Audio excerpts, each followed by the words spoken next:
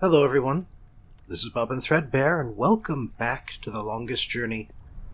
Today we're going to have a pretty eventful video. So, first of all, I just wanted to say that the reason I didn't finish solving this is because I missed that tiny little valve. It's a pressure valve.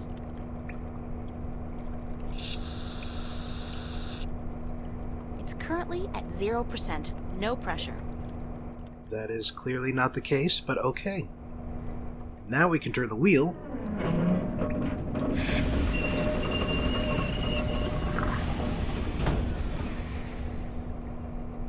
And now we can take the clamp.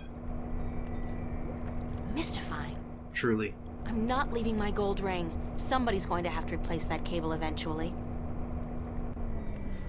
Oh, so she does keep the ring. Yeah, fair enough. It's a clamp. You really have to wonder why this has the zoom in. Like, even knowing how it gets used later on, I don't really get why the regular clamp. Oh, I know that duck. Bon voyage, ducky! yeah, look at him go. Looks like he's heading over to the right there, and well, there's really only one exit to the right. That's towards the cafe. Oh, looks like its journey ended. It's a rubber ducky. It looks disturbingly familiar. How the heck did it get all the way over here? We saw how it got here. Air pressure. Probably water currents. It's a band-aid. How did that get there? Last I remember, the seagull had pecked a hole in the duck. Weird. Presumably there's more than one hole in the duck now. The duck's deflated. And now there are two open holes. It's a band-aid. So perhaps you're wondering why we need a rubber duck. Rubber glove. Patched up and good as new. Well, first of all, we needed it to get to fix up the glove. And, second of all, we're going to be doing some talking first. Remember that incident that we weren't there for? I'm glad you're here. I need somebody to talk to. Yeah, me too. What's going on?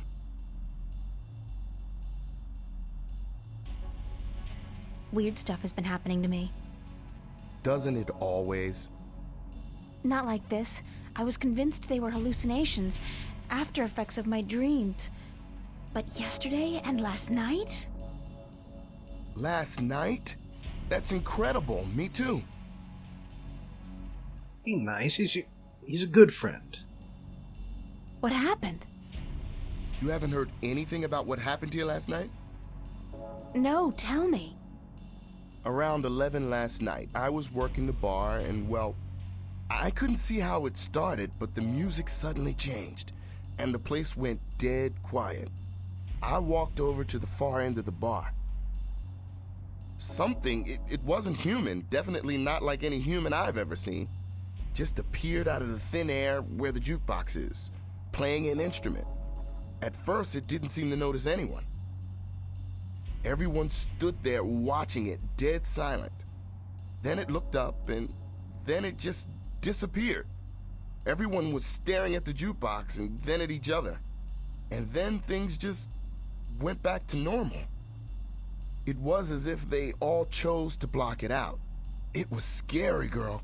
I couldn't get the image of that creature out of my mind. And the look on its face. It was real, that's for sure. As real as you and me, but different.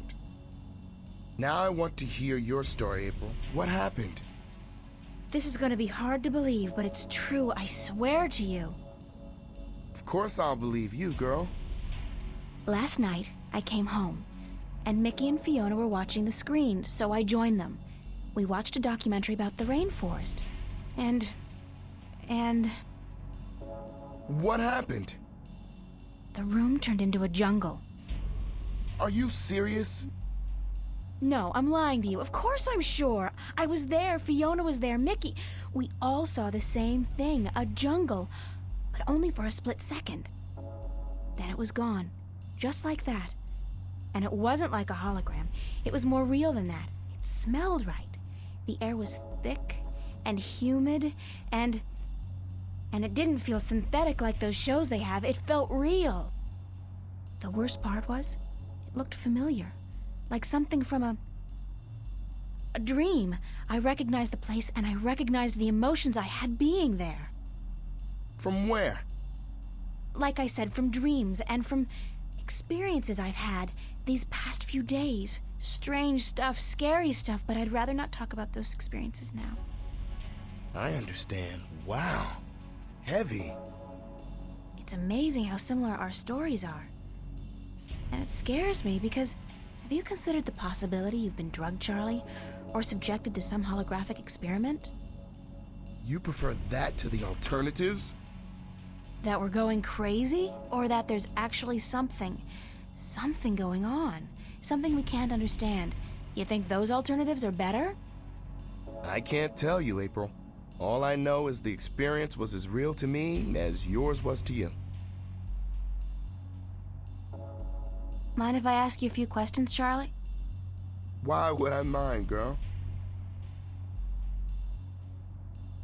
Oh well. Thanks. I thought he might have something new to say, but that was just the stuff at the beginning. No one we can talk to back here, but... Tom's Follies. Not sure if I saw that poster before. Or what about this one? The Cotton Queen. Are they bands? Oh well. That's all the new stuff we have right now. So we're off to find Cortez because, again, he's the only person who knows what's going on, and things have gotten yet more serious. We've got the location of the cinema where he hangs out from Zach. But before we go there, we've got one thing to do. It looks like a large iron key. You remember this guy? Because we've got the equipment we need to get it.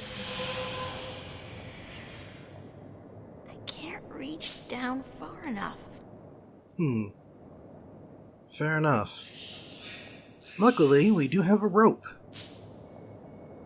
So... When I was a wee lass, I tried fishing a couple of times in the pond behind my house. I never caught anything. I hope my luck's improved.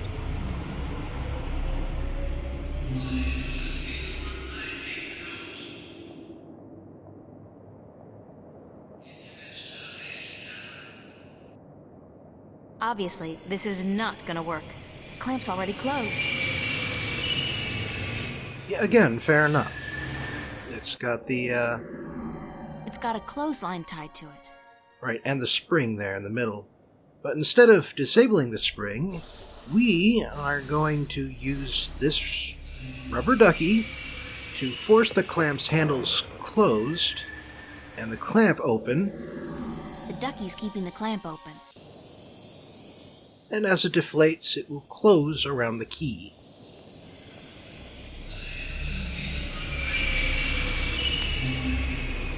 Clearly, this is the most intuitive answer to this problem. That's a pretty cool catch.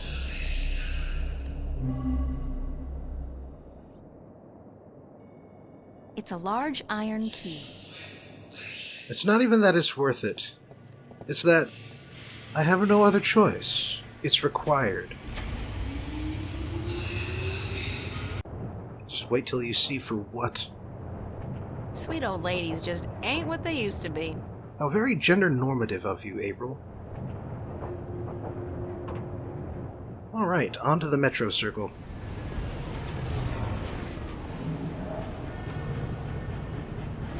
Would you believe this is the first thing I saw when I came to Newport? Big city? Gotta love it. We're not in Venice anymore. Those elevator tubes provide access to the mid and upper levels of Newport. I'd need proper ID before I could use them, of course.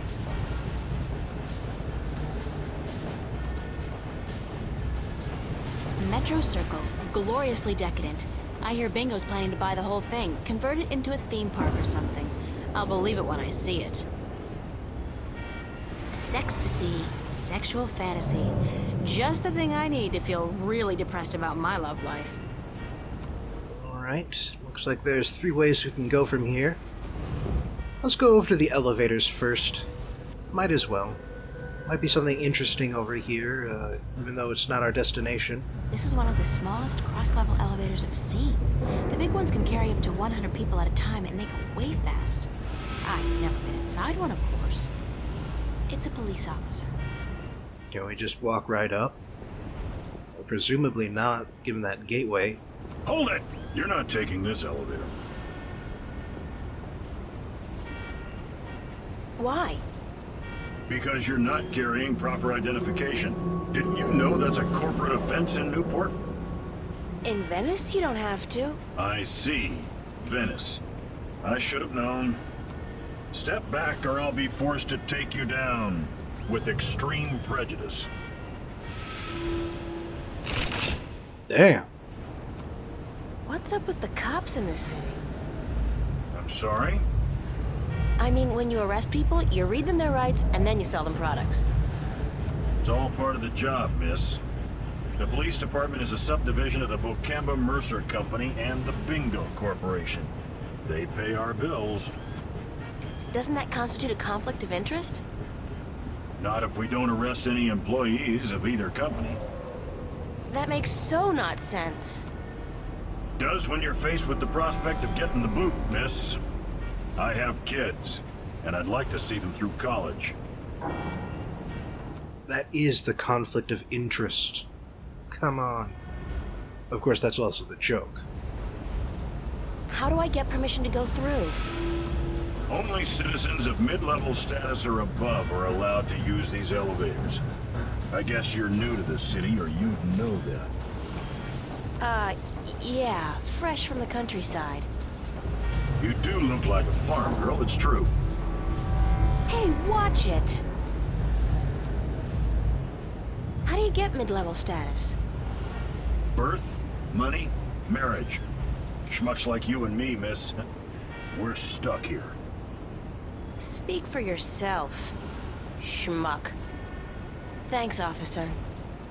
We're here to protect, serve, and to inform you of the fantastic range of products offered by Bocamba Mercer and Bingo, manufacturers of the world's favorite soft drinks and handguns.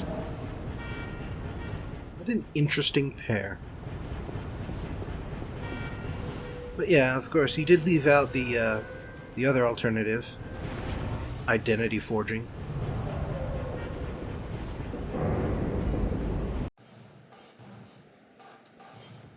Alright, now this is a properly cyberpunk neighborhood. Looks like we can go straight to the subway from here, too. Popular place. Not my crowd, though. This guy's the reason they invented the phrase, hitting the bottle. And he's hitting it hard. Well, at least he's not doing Amethyst. Alcohol can still kill you. It's particularly nasty if you get really addicted, because then you actively can't live without it. I mean, mostly. Mercury. They left out the theater bit, but maybe that's self-explanatory. The Maltese Falcon. Oh, yeah!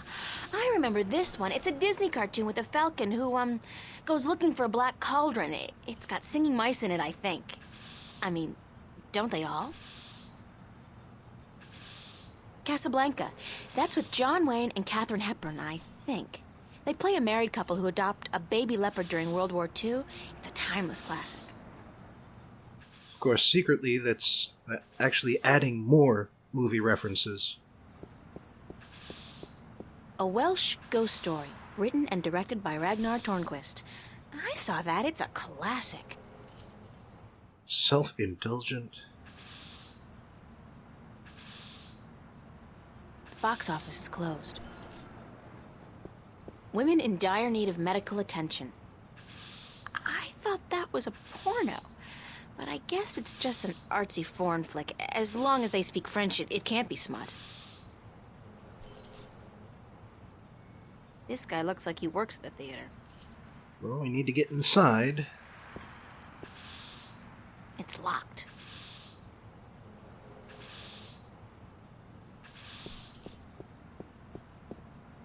Bergman Festival at the Mercury Theater. Opens August 1st, 2209. That's on Tuesday. Sounds interesting. Maybe I'll go. Ingmar Bergman. Well, maybe he has a key. Excuse me. Yes, What the hell? Oh, geez. Hold on there 1 second, lady. Dang marquee, light up!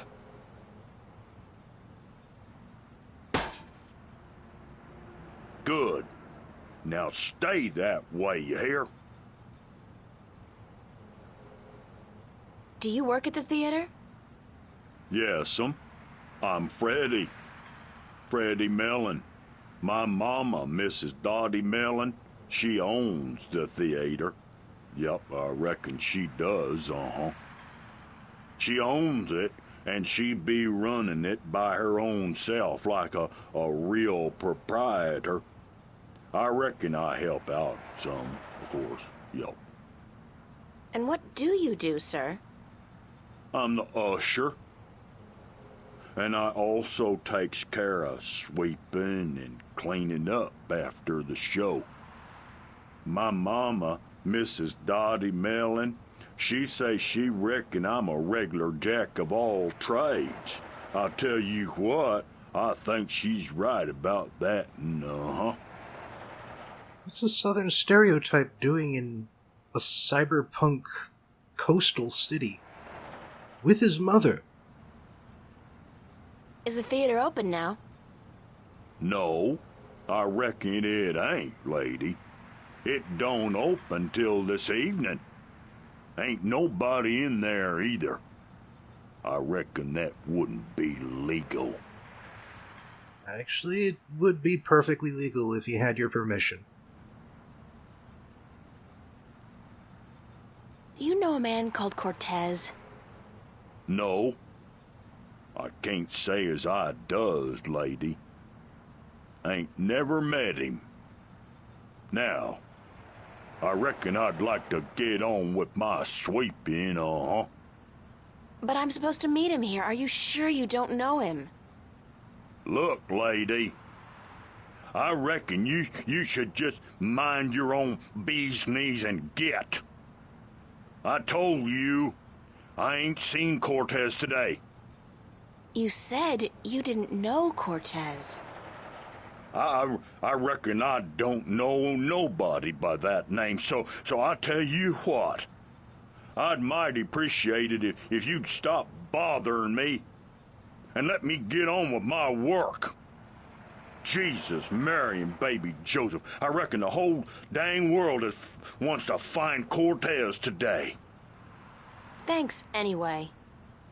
Yes, I'll tell you what.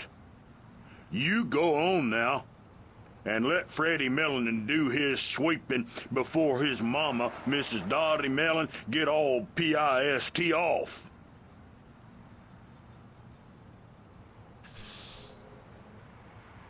Just trash. Alright, so we have our obstacle. Question is, how do we remove it? Lady, don't you keep playing with that thing now, you hear? Leave it be.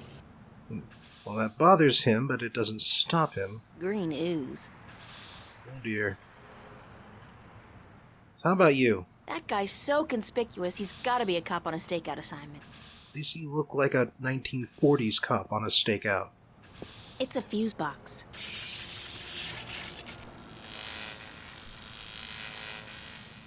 There's something wrong with the power in that box, and it looks like the theater marquee's connected to the same switch. It keeps flickering on and off. That door leads back into what looks like an alleyway behind the theater. Well, this could be pretty easy. It's locked. Nuts. So, We can't get into that box because that guy's leaning on it. Hi there. Having fun? Didn't your mother teach you not to talk to strangers?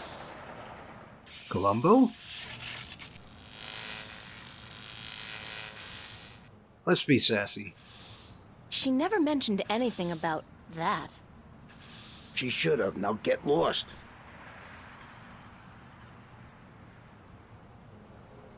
Are you on the job? On the job? What do you mean, on the job? You know, an assignment, stakeout, undercover operation. I suggest you get the hell out of here now, man, before things get ugly. Was that a threat? Are you threatening me? Yes, I am. Well, now. Hello again. Christ, don't you ever quit. What is it now? Why are you dressed like a cop? What do you mean, why am I dressed like a... Hey, wait a second, what's it to you? Just trying to do my bit for the boys in blue, sir. You look like a cop, so if you're on a stakeout or something, you should try to blend in a little more. Go native. Yeah, how? I don't know, but that trench coat, it sort of gives it away. Perhaps a pair of blue jeans and one of those I'm with stupid t-shirts might help. Hold on, let me get this down right. Hey, wait a second, what am I doing? Who the hell do you think you are? The NPD fashion consultant? Is that supposed to be funny, ma'am? Are you a comedian or something? Because I'm not laughing. I'm not even smiling, am I? Now get your ass out of here and don't bother me again. Is that a threat? Damn right it's a threat. Let's keep bothering him. Hello again.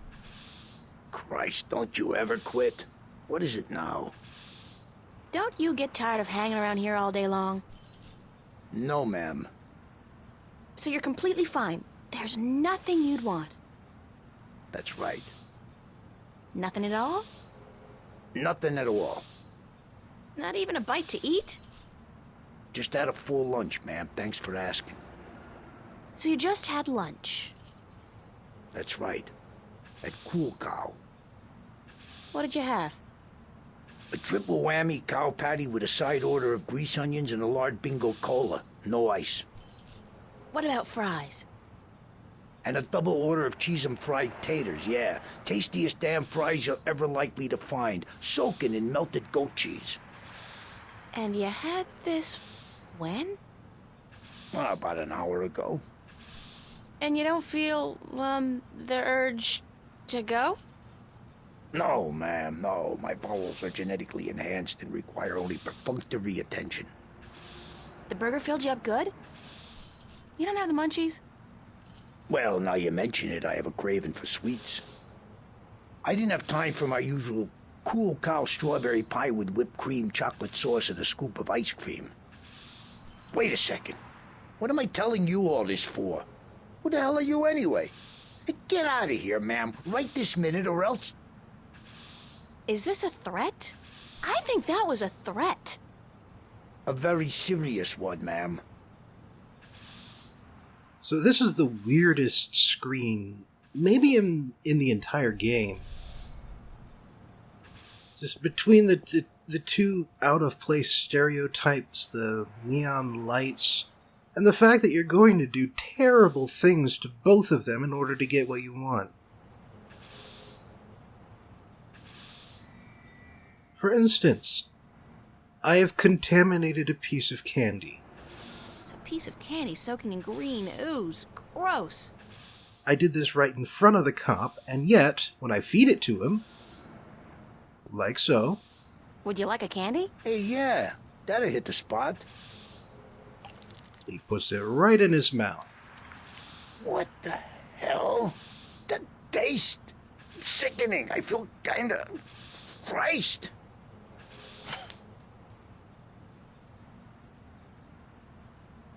Hey, what the hell do you think you're doing? Did you just throw a rock at my head? Now, I tell you what, you shouldn't have done that. I reckon that was a bad mistake.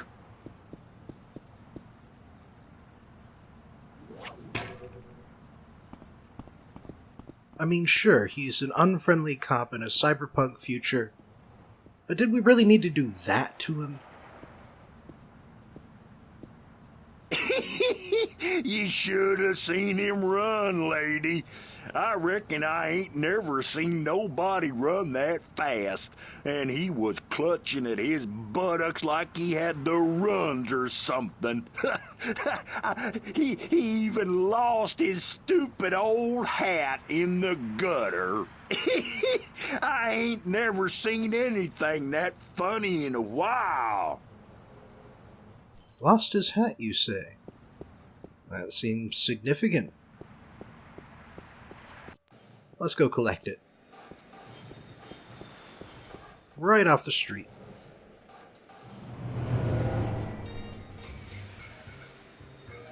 And back we go. Alright, so... It's that detective guy's hat. a fedora. They're out of touch now. Anyway, yeah, so he wouldn't have let us look at the fuse box. Because he's a cop and that's government property. Or, well, city property. It's some kind of keyhole. Somebody's property.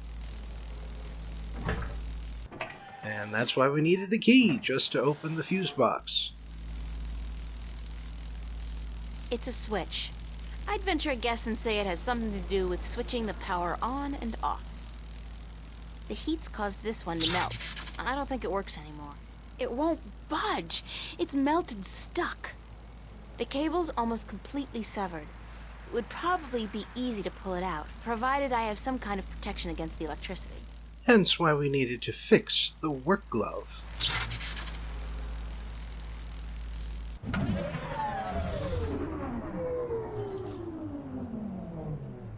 And the reason we did that was to turn off the marquee for good.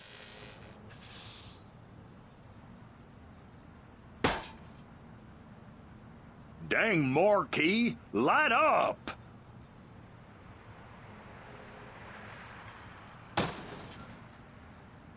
Hell, it gone dead on me now.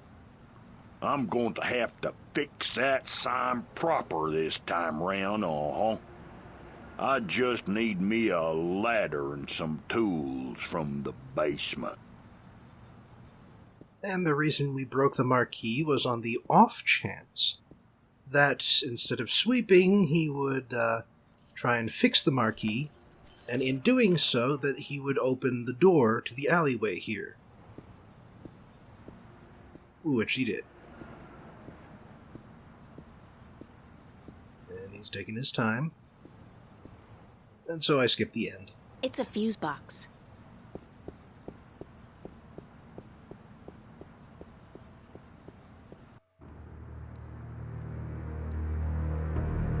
Ominous. So what all do we have in here? Ah, here's a better angle. It's a fire alarm and a smoke detector. Oh, smoke detector outside of the building. That's interesting. It's a closed garbage bin. Let's see what's inside. It's filled with a bunch of dry rags, newspapers, and a half-empty oil can. Can anybody say extreme fire hazard? Well, that's why they put it in a metal bin with a lid. It reminds me of something, but I just can't put my finger on it. I feel an uncontrollable urge to raise my hands, though. Hint, hint. The shadow's being cast by those garbage bags. Interesting. So what if we enhanced the shadow somehow? Completed it? When's the last time somebody picked up the garbage? Smells like moldy caramel popcorn and bingo cherry cola. Disgusting! And of course, we should try the door. There's no doorknob. It's impossible to open it from this side.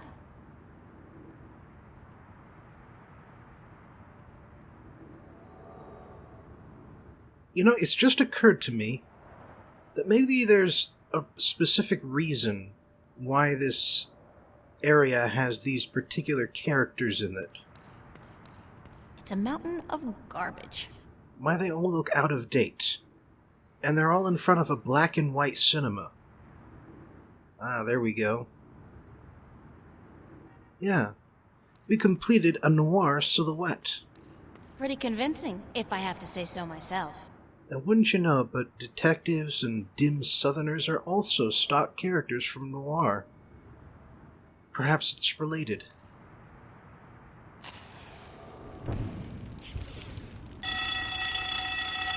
Alright, somebody's coming.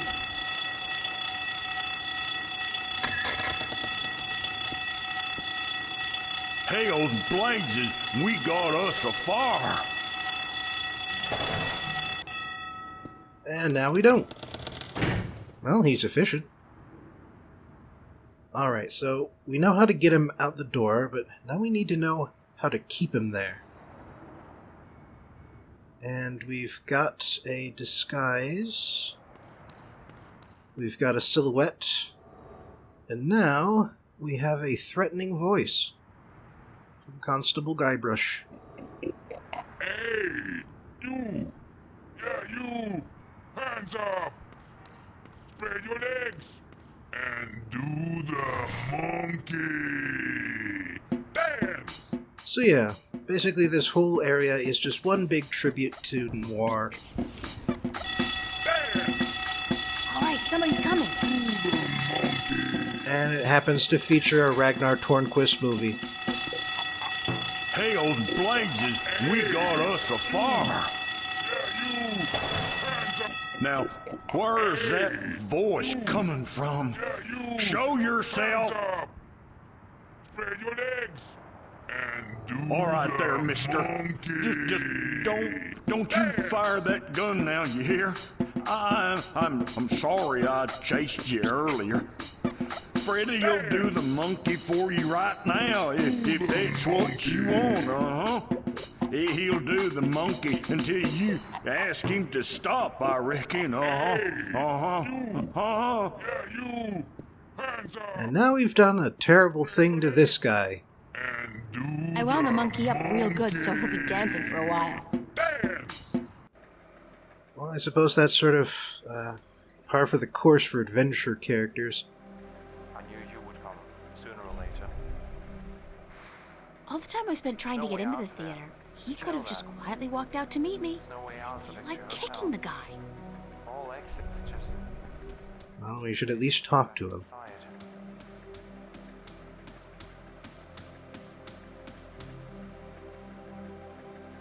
There is a way out. You have no idea what I went through to find you. First, Do you like movies? sure, who doesn't? Wait a second.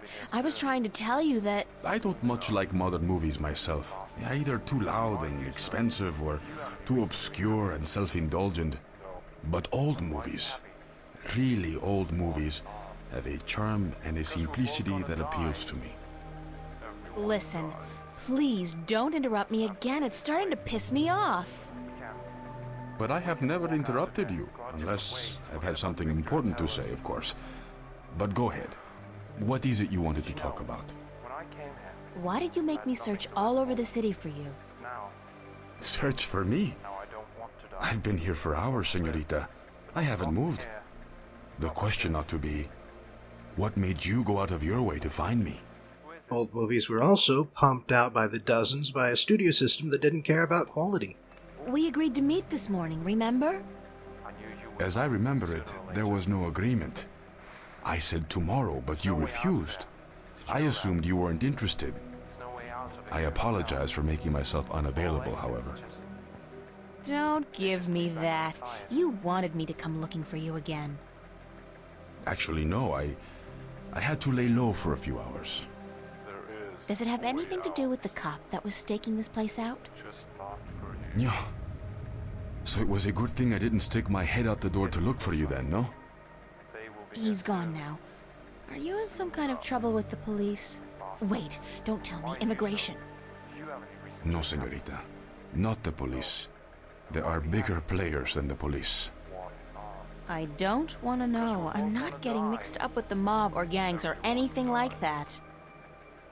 There's not much you want to be mixed up in at all, is there? My life's complicated enough as it is, Mr. Cortez. I don't even know what I'm doing here. Answers. You want, you need answers. You keep telling me that, but you never give me any answers. Just more questions. Like, who's out to get you? What's going on with me? How come you know so much about me? I plan to answer all your questions today, April. By the time you go to sleep tonight, your world will have changed, and nothing will ever be the same. You're just being cryptic again. It's like soap opera sex. Lots of boring dialogue, and when they finally go to bed, everything's dark and covered by blankets. You want the full Monty then? Come with me. Come outside. No more talk. I will show you the truth. Just not for you. It's getting closer. This is probably as good a place as any. At least there's no one around to see, except rats. To see what? Stand back, señorita. What for? What are you doing? Why, Alice, I'm sending you through the looking glass.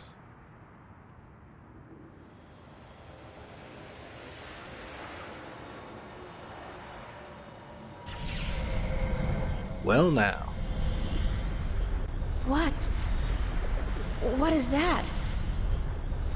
Please tell me it's a hologram. It's a mirror to reflect your dreams. I don't see anything, just light. Oh, you have to step through. Step through that? Oh no, I don't think so.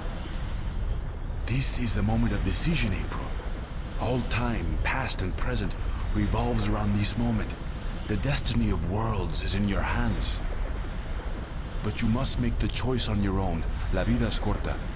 You must decide how to live it best.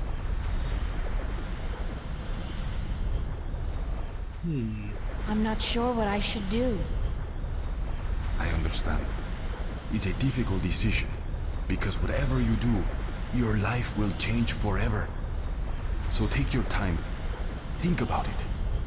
Don't rush into a decision you're not ready to make. Mostly I said I don't know because I wanted to drop a save before going through. But yeah, of course, we've got to do it. Are you ready to step through the looking glass?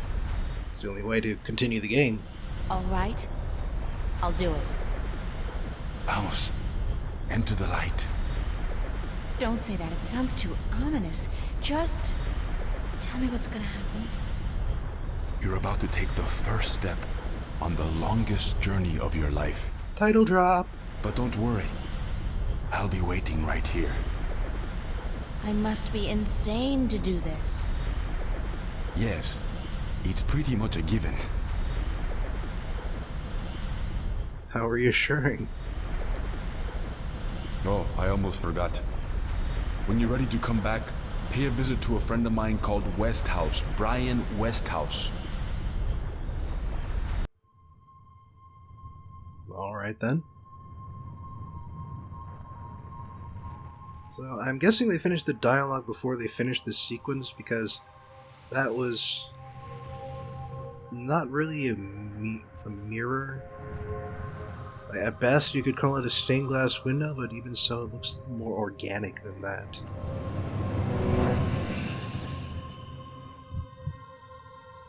I mean, I guess there is a light at the end of the tunnel, though. That's something. And no, the video is not skipping. This is part of the game to the low frame rates. And that little mistake there. Also originally from the game.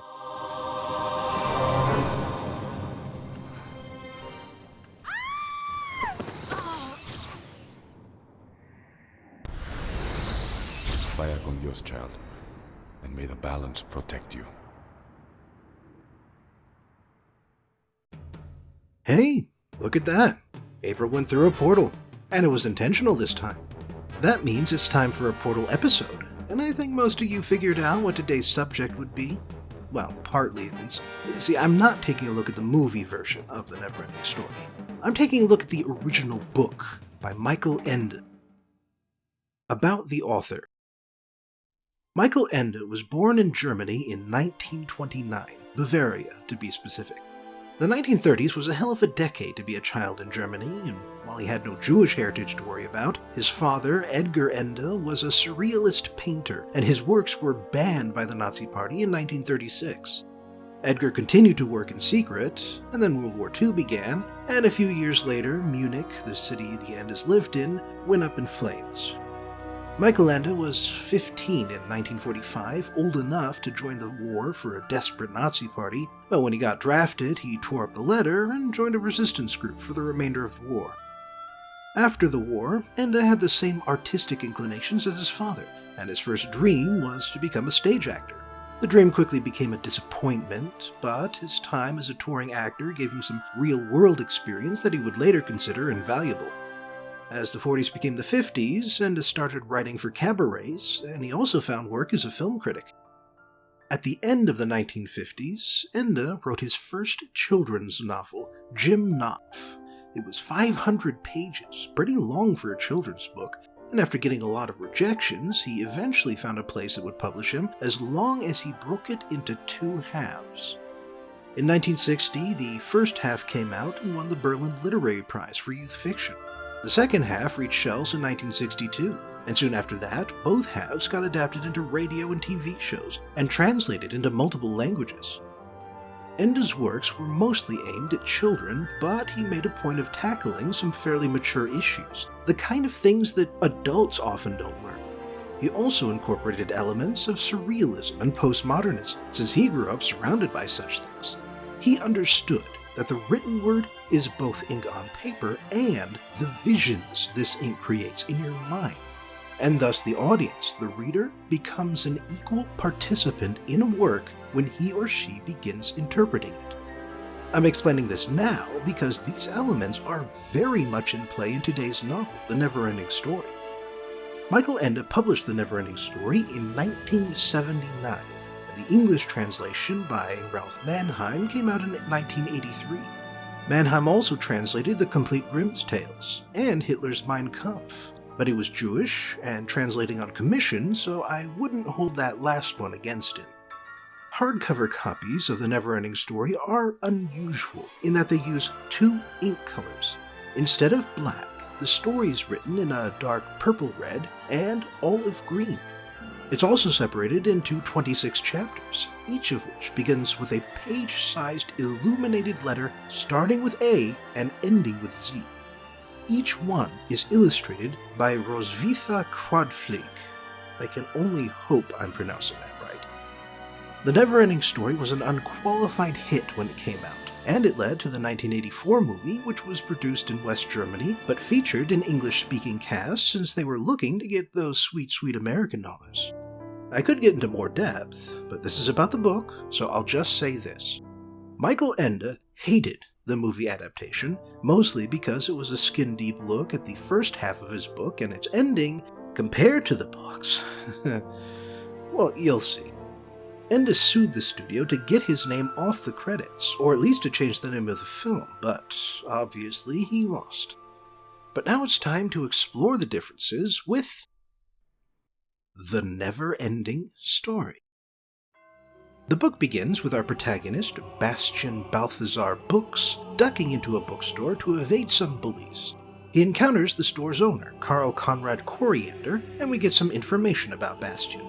He's 10 years old, he's pudgy, he's out of shape, he's unpopular, he's a coward, and he's kinda stupid because he got held back a grade.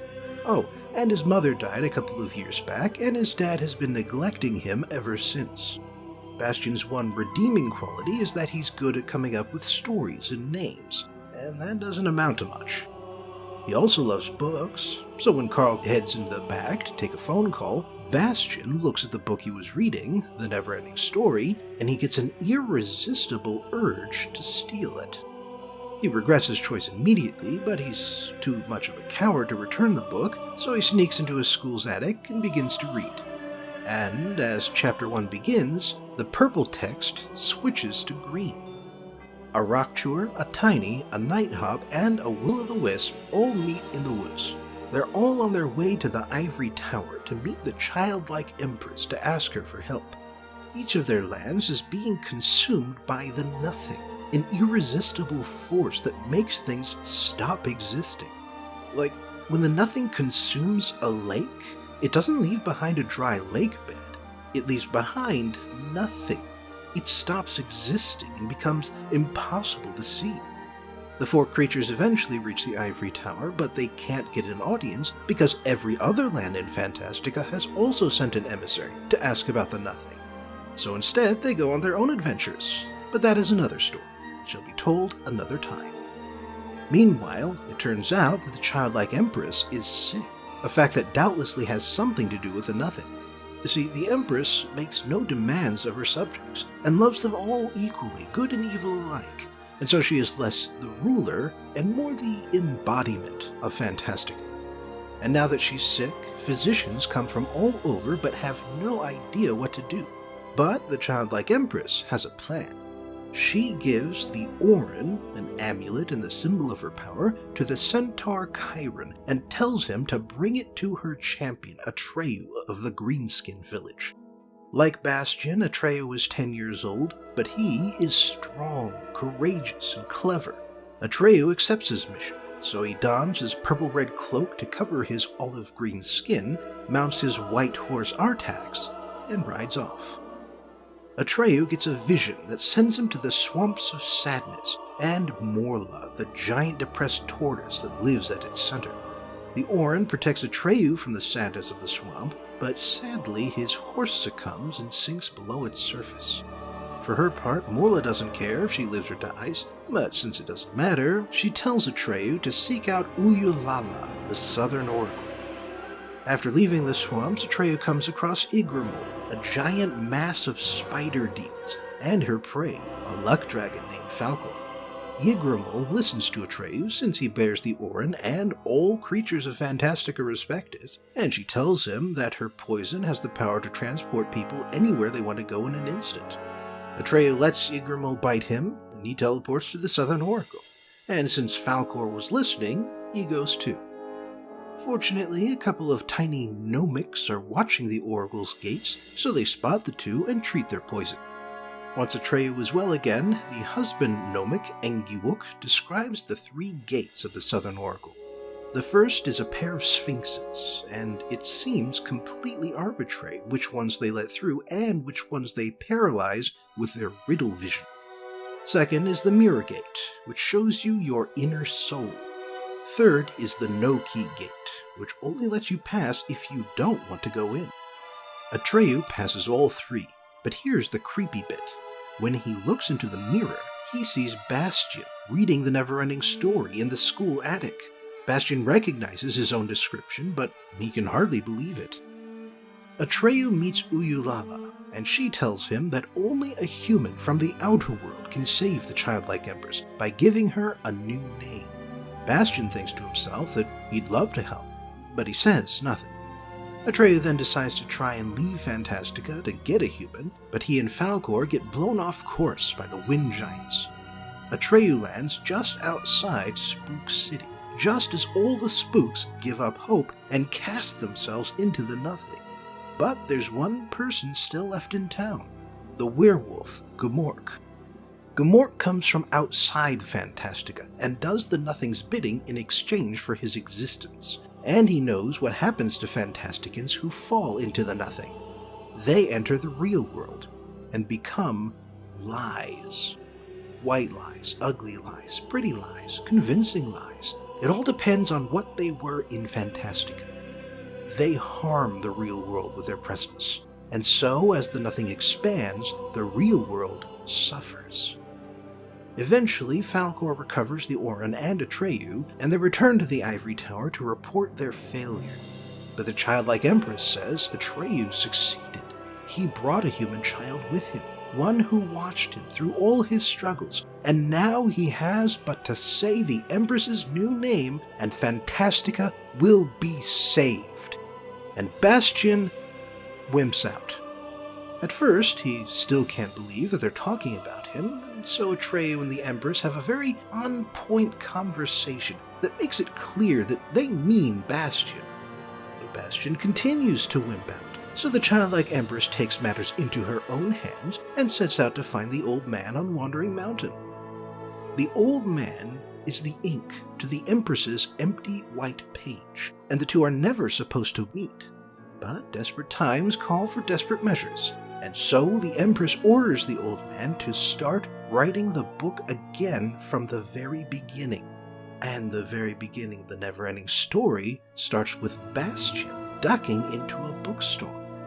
The whole universe, Bastion included, fall into a time loop until Bastion finally gives in and gives the childlike Empress a new name, Moonchild.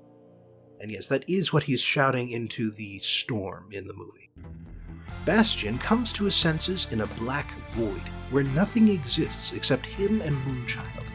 He's also now a part of the green text instead of the red. Moonchild gives him the orange, turns out to say, "Do what you wish" on the back. She asks Bastion to make a wish, as many wishes as he can, because while Fantastica is now just a grain of sand, it will grow back to its former glory with every wish he makes. So Bastion wishes to be strong, and the grain of sand sprouts into a jungle full of strengthening fruits. However, it also turns out that every wish takes a memory, and when Bastion becomes strong, he also forgets being weak. He then wishes to be handsome, and as he turns into an Arabian prince, he forgets about being a pasty German kid. He then wishes for endurance, and the jungle becomes a desert as the sun rises, and he forgets about being a wimp. He wishes for courage in the face of danger, and meets the massive lion who roams the desert, and he forgets about being timid. Bastion stays with the lion Groggerman for some time, the lion who has existed since time began, even though Bastion had only just dreamed him up. Bastion claims a sword, Sikanda, which shines brightly and wields itself, but only if it wishes to. Should the wielder try to pull it out, something bad will happen. Bastion then wishes for fame, so he encounters the Temple of 1,000 Doors and uses it to find Atreyu. Bastion comes across a company of 4 knights and a princess, led by the hero Heinrich. The 4 are on their way to a contest held in the silver city of Amarganth. Atreyu and Falcor are looking for the savior, Bastion, and so they want 3 hardy companions to go with them. Heinrich wants to prove that he's the best in the world to impress Princess Oglamar. The other 3 knights are known for their speed, strength, and endurance, respectively. They invite Bastion to come along without knowing who he is, and ask him to mount their mule. The 3 knights enter the tournament, and when they come out on top, Heinrich takes them all on at once and beats them.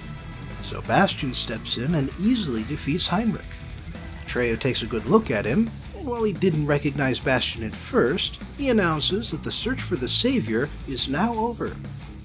Amarganth erupts in a celebration, and it turns out Bastion's original talent is in high demand. Fantasticans are unable to come up with their own stories, and so when Bastion gives the city a backstory, they celebrate all the more. And just like the lion Groggerman, this story has always been true from the moment Bastion tells it. Meanwhile, Heinrich is crestfallen, since Princess Oglamar isn't satisfied with second best. So Bastion invents a terrible dragon to kidnap Oglamar so Heinrich can prove his worth. Eventually, Heinrich defeats the dragon, but by then, he no longer wants to marry her. But that is another story, which shall be told another time. However, Bastion begins to worry about what he's doing. He's creating monsters and describing terrible things. Why would he do that to Fantastic? So, as he, Atreyu, and the 3 knights set out, Bastion resolves to only create happy stories, where only good things happen, so that people will think of him as a good person. He gets his first chance not far from Amarganth. In his backstory for the city, he created a race of hideous creatures that use their alkaline tears to mine silver and turn it into beautiful filigree structures. So when Bastion encounters them, he tells them that they're only larvae, and soon they'll become cocoons and turn into happy butterfly clowns. So that's what happens. because of this transformation, they destroy their beautiful tower in a fit of childish joy. By this point, Atreyu has noticed that Bastion is losing his memories every time he makes a wish, and he urges him to stop. Bastion does so, but then they start walking in circles, because Fantastica doesn't lead anywhere unless you wish to go somewhere. Incidentally, while Atreyu thinks that Bastion should find a way back to his world, Bastion wants to stay in Fantastica, and so he's leading them to the ivory tower at its center. Bastion starts resenting Atreyu's interference, so he wishes to be respected and feared, even by Atreyu. At the same time, the group is growing, since Fantasticans from all over have come to petition Bastion to give them a story. So the makeshift caravan is attacked by giant empty suits of armor, sent by the evil sorceress, Zaid. Bastion defeats Zaid's forces single-handedly with his sword Sikanda, at which point Zaid surrenders immediately and offers to support Bastion in the future. She then goes to her waiting litter at the caravan, and Atreyu gets suspicious. It's never said directly, but Zaid's power is to control anything that's empty inside, and so she starts encouraging Bastion to ignore his friends and seek the throne of the ivory tower. The childlike empress is gone. The blank white pages can only exist before the story begins, and so it is Bastion's right to crown himself the Emperor of Fantastica, and become completely empty in the process. Bastion and Atreyu have a falling out along the way, and as Bastion's coronation approaches, Atreyu gathers an army of rebels to fight him. The day of the coronation erupts into battle, but when Bastion tries to wield Sikanda against his friend, the blade turns completely black. Atreyu is wounded and falls, but Bastion is horrified by what he's done and runs away from the burning ruins of the ivory tower. Bastion eventually ends up in the city of the Old Emperors. It's full of humans who unwisely spent their wishes, leaving none left for the journey home. Or else they crowned themselves emperor or empress and lost all their wishes the moment they took the throne. The caretaker of the city, Arjax, tells Bastion all this, and he warns Bastion that he only has 3 or 4 wishes left, barely enough to get back to reality. Bastion starts to make different kinds of wishes after this. He wishes to be an accepted part of a community, and so he meets the collective Yiskalnari, who let him join their town, and he forgets about humanity. Bastion then wishes for love, unconditional motherly love, and so he finds Dame Iola in the House of Change, who has always wanted a child to love. He then forgets about his parents. Finally, he makes his last wish, his one completely unselfish wish, and it's to help someone whom he has now forgotten. So he finds his way to the picture mine, and Yor, the blind miner, and he mines the strata of dreams that make up the bedrock of Fantastica until he finds his own dream. A picture of his father, lonely and isolated, the person that Bastion desperately wishes to help. Bastion then forgets his name. Atreyu shows up then, and on seeing him, the boy with no name removes the Orin and sets it on the ground. This transforms it into a gateway to the Water of Life, the portal that will take Bastion back home. Unfortunately, Bastion's poor choices catch up with him now. He can't leave Fantastica until he completes every story he started. Fortunately, Atreyu pledges to finish them for him, and so Bastion returns to reality. It's the morning after he read the book. Bastion now has all his memories from reality and all his memories from Fantastica, making him a lot more mature than he was the day before. He goes straight home to his father, who's worried sick since his son disappeared the day before. They both promise to start over as a family, and then Bastion heads to Coriander's shop to admit that he stole the Neverending Story, and that the book disappeared when he awoke. Coriander turns out to understand everything Bastion tells him. He too has been to Fantastica multiple times, and each time he gave the childlike empress a new name and experienced a new story. Every real story is a never-ending story, he says, and there are many doors to Fantastica. The two propose to trade stories the next time they see each other, and the book ends. The analysis. Okay, I am not going to do this book justice. It's a children's novel written by a postmodernist who has experience with critical theory, satire, and surrealism. This book has so many layers, I could analyze my own analysis.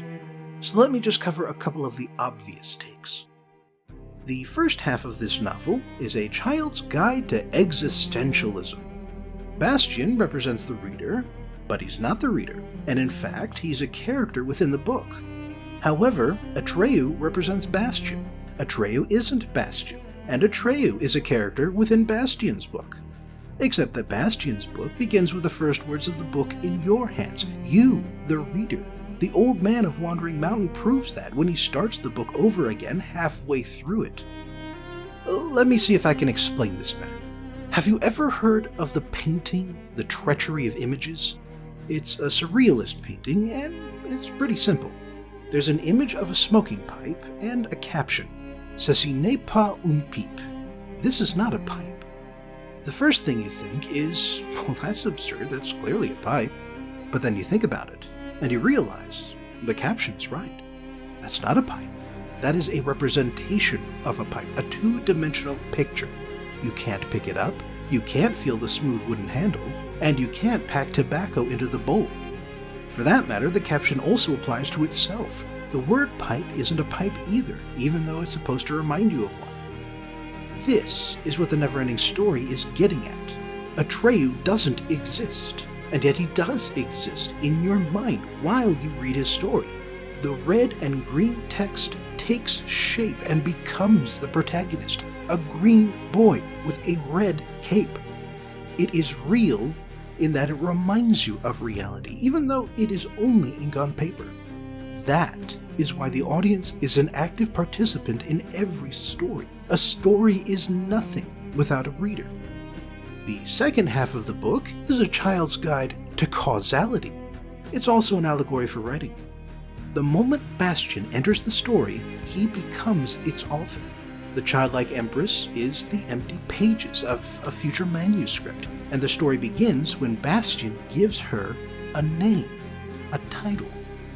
As soon as he does, and as soon as he has an idea of what he wants to create, the void fills up with a jungle that has always been there. That's how it works when you write fiction, even if it's realistic. The characters you create and the world they live in have always existed, even though you, the author, have only just now come up with their names. Things go well at first, even though Bastian's protagonist is an obvious self-insert who has all the powers he wishes belong to him. He goes around solving problems only he can solve, and he helps people who deserves to get help. And he creates side stories about more interesting characters that involve real stakes and honest tragedy. He gathers a fandom who love all the things he creates, especially when it's about them. But then Bastian realizes that he's writing about terrible, awful things. He's putting his characters through hell. Who would do that? Who would like him for writing about terrible things? So instead, he writes non-stories with no stakes and no conflicts, where his self-insert just fixes everything, no problem. He's the best. Don't you all agree? But he does this because he's forgetting about his own past, about the conflicts in his own life that defined him and gave him a basis to write about struggle. His form is improving, but he's lost his heart, and he's letting the ego trip of a fan base get to his head. So naturally, just when he's about to crown himself the best writer ever, he gets torn down from the throne by the very people who originally supported him. So it's time to do some soul searching. He sees all the other failed authors who never amounted to anything and rejects that ending. Instead, he joins a community of like-minded people. He realizes that all that surface-level fame is nothing compared to the value of truly being loved. And he realizes at the very end that the one thing he truly wanted to do was reach somebody, to say something valuable that just might change a person's life for the better. And when he realizes that, he obtains the water of life. With it, he can write the healing lies of fiction that reveal and dissolve the harmful lies of reality. One last thing. If you buy the Neverending Story, make sure you buy a hardcover copy, or a digital version with the original colored text and illustrations. Paperback copies and some digital versions use italics instead of colors, and you really can't get the complete experience without them. Thanks for joining me again for today's book review, and I hope I'll see you next time for a 50s Heinlein book that isn't fascist, but does get uncomfortably close. But that is another story, and shall be told another time.